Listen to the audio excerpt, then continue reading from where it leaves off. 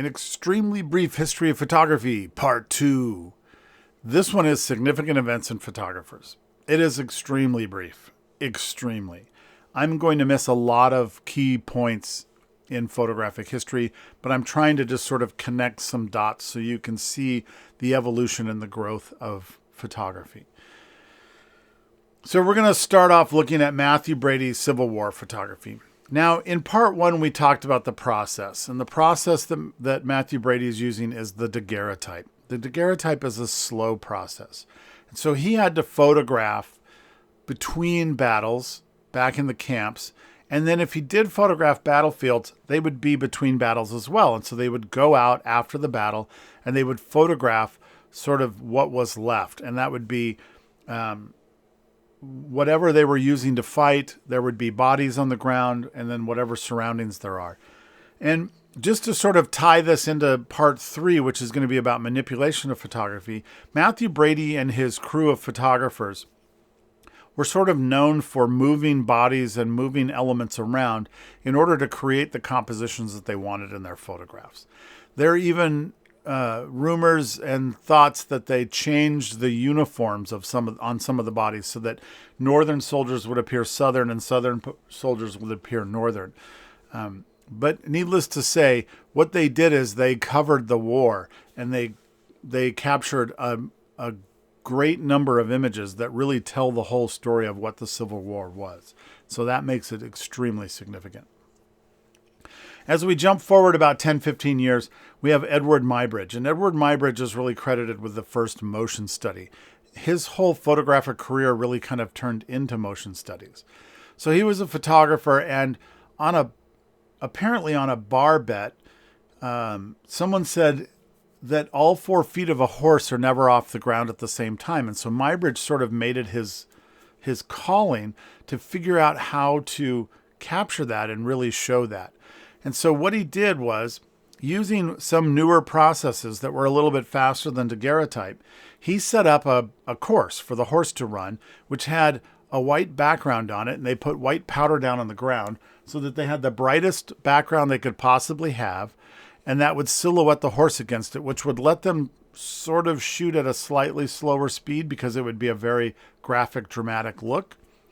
And he set up 12 cameras, and as the horse ran down the track, it would break a monofilament line, and each one that it broke would fire a camera off. And so there were 12 cameras, and as it ran, it would sequentially shoot all of these images. This was pretty revolutionary because it showed motion. And not only did it show motion, but it was a study of motion. And so it showed motion over a period of time. These ended up becoming what are called zoetropes, which is like a spinning, looks like a little miniature carousel with slots in the side. And you look through the slots and you see each image flicker by. And as they do, it ends up animating those images. So you could kind of see that motion of a horse running. So not only is Muybridge really considered one of the key components of photo history, but he's also kind of considered to be the grandfather of the motion picture, because he started to see that there was a sequence to movement and that you could sort of put that sequence back together. These are the Lumiere brothers, and the Lumiere brothers were around at the turn of the 20th century, and they devised a process called autochrome. And what that process really did, they don't have necessarily a significant photo, but what is significant is that they used some of the photographic processes and they added something to it in order to create color photography. And what they added to it was a glass plate that was coated with potato starch that would create these little grains of potato starch. And they would dye them red, orange, green, and blue, violet. And they would use them as a filter to separate out the standard colors, red, green, and blue, and create these color photographs. They patented this process in 1903, and it really kind of kicked off that color photography genre that we have now. Then we move forward into the 20th century, and we have Alfred Stieglitz, who came to America around 1907, And on his journey over, he did this photo called the steerage. And the steerage is really a photo that he took on the boat. And it's an interesting photo because it sort of captures the documentation of the time of what was happening. And it also sort of has some artistic modernism to it, right? So the quote that Stieglitz has is, "I saw shapes related to each other. I was inspired by a picture of shapes and underlying that feeling I had about life." And so he saw what was kind of going on with the first class passengers up above and the steerage passengers down below. And he saw that in an artistic way, which is that gangplank that's moving across and the stack that kind of goes out at an angle, and not the mast, but the part of the ship that kind of goes out over the passengers up above, and the circle of the hat and the texture of the chains and all of the contrast and the stuff that's in the bottom of the image. And so he saw it as art as much as he saw it as a documentation of what was happening in front of him. And this becomes significant because between 1903 and 1917, Stieglitz published a photographic quarterly called Camera Work. And the goal of Camera Work was to elevate photography into fine art. Prior to this, photographers were looked down upon. They were thought to just be technicians that pushed a button and captured an image in the camera. Other artists had to create from nothing and blend colors and paint or draw or do what their art form was. And they thought that photography sort of lessened that impact because it was mechanical and reproducible. And so Stieglitz sort of set out to elevate it to a fine art. And he would show photographers' work alongside with artists from Europe that were sort of known and well established in order to sort of bring validity to photography as an art form. So we have him to thank for the idea of photography becoming an art form and not just becoming a mechanical process that continued through time. So now we'll move to 1930, and we're going to talk a little bit about Edward Weston. And Edward Weston was a California photographer who was part of what we call the F-64 group. And the F-64 group really liked those tiny little aperture openings to get all of the depth of field that they could get. And they did really kind of straightforward, clean, sharp photography. And so this is a piece called Pepper Number 30. And it's from his third series of peppers that he did. He kind of did studies of peppers just to see what light would do and how he could accentuate form and work with the camera. And he would shoot these with an 8x10 camera. And so this pepper, he's relatively close to it, which decreases depth of field. And he's using a large format camera, which decreases depth of field. So he ended up shooting this at an extremely low aperture in order to get as much depth of field as possible. And it ended up becoming a 6-minute exposure. So he really kind of utilized all of his skills and all of his techniques in order to create as straightforward a photograph of this pepper as he possibly could. He also ended up getting a Guggenheim grant to capture some of the landscapes around California. He was based in California. His studio still stands just south of Carmel. And he would shoot 8x10 photos and then he would contact print them. Nothing ever got enlarged by him. Everything was just a contact print. And so this is one of his straightforward photos of sand dunes in Oceano, California. And he used the large format camera and he really utilized light to create form and draw out the dimensionality and the depth and all of that. And so he got a Guggenheim grant. The Guggenheim Foundation granted him some money to travel around and cover his expenses so that he could capture these images. Now we're going to move into the 40s, and photography starts to take on sort of a documentary spin. And this is William Eugene Smith, or W. Eugene Smith, who worked for life magazine in the 40s and 50s and captured these images, these photo essays that they would have him shoot. And what a photo essay was a group of photos with just some captions that tell the whole story of what's going on.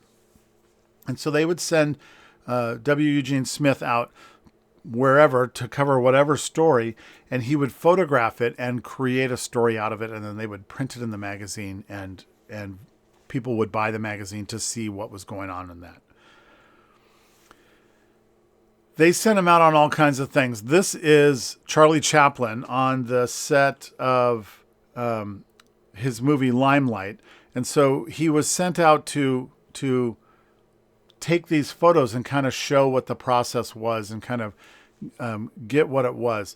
His photo essays had this uniquely humanistic perspective. He can place himself in something and take the photo and virtually make himself disappear. Have that connection with the subject and with what's going on so that you, the viewer, feel as if you are actually there. As he moved on later in life, he ended up going over and documenting the Minarata poisoning in Japan and the factory that was putting poisons and toxins into the environment. And he went over and documented the people of Japan that were being affected by this. At this point, he had left Life magazine, and he had gone and joined a group of photographers called Magnum Photography. And he left Life magazine because he felt that they were trying to put too much of an editorial spin on what he was doing, and they weren't just letting him go take the photos that he wanted to go take. And so this project in Japan became sort of a passion project for him and allowed him to go and capture the images that he wanted to capture. Now, in the 1950s, we've sort of been set up with that straightforward photography. Well, we can go all the way back and say Stieglitz set us up with creating an art form out of photography, and then we can go into Weston and say he sort of did that clean, crisp, straightforward photography. And then we can go into W. Eugene Smith and say he tells a story. And that sort of sets the stage for Robert Frank, who got a Guggenheim grant in the 50s to travel around America. He's from Switzerland, to travel around America and document American life.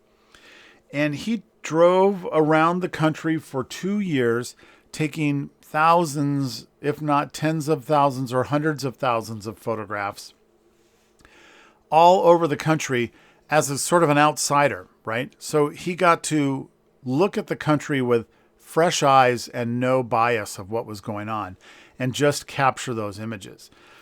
And you can see that in this photo here. It sort of paints a portrait of America that a lot of people may not have wanted to see, but this is the streetcar in New Orleans, and you can see that everyone is seated by their class and their placement in that structure. So the front row is a white male, the next row is the white female, and then the white children, and then the African American male, and then the African American female, and behind that would be the African American children.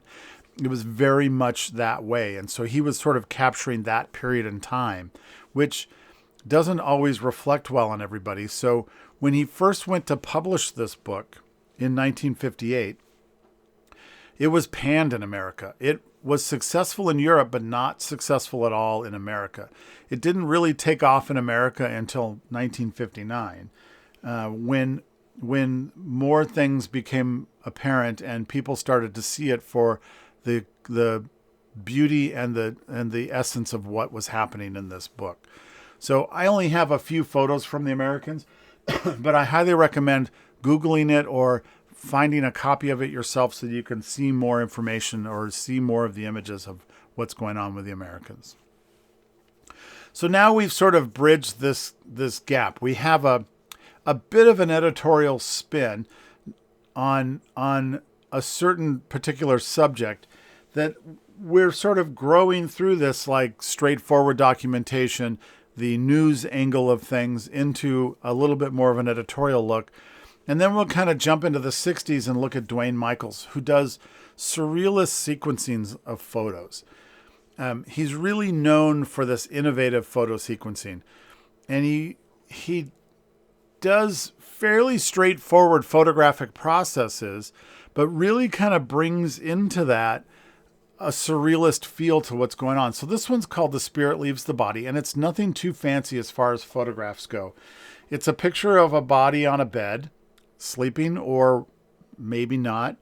And then in the second photo, he's superimposed another photo of someone sitting up on that bed, so you can kind of see this ghostly figure. And then in the third photo, they've swung around and put their legs on the ground. And then in the fourth photo, they're standing up, and then they're moving towards the camera, and then we're back to the first photo, or we see the passage of time, basically. And so he's really known for these kinds of sequences. There's another one that's called Things Are Queer, and it starts with this image. It's a photo sequence of 9 images. And it starts with this, which is just a picture of a bathroom. Nothing super special about it. And then as we get to the second image, we see that maybe there is something a little more special about it, because now there's a foot in there.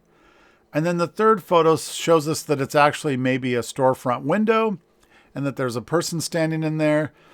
And the fourth photo takes us and shows us that it's in a book. And then we see that that book is being held by someone walking through a tunnel. And they're walking out towards the light in the tunnel, which is actually a framed picture above a sink in a bathroom. And so there's his whole sequence where he takes us from one image to possibly the same image over the course of 9 images and kind of turns us on our head. So we don't really know what's inside and what's outside and how that's all going to work. So again, that is a super brief run through part 2 of photo history. Come back for part 3 and we'll talk about photo manipulation.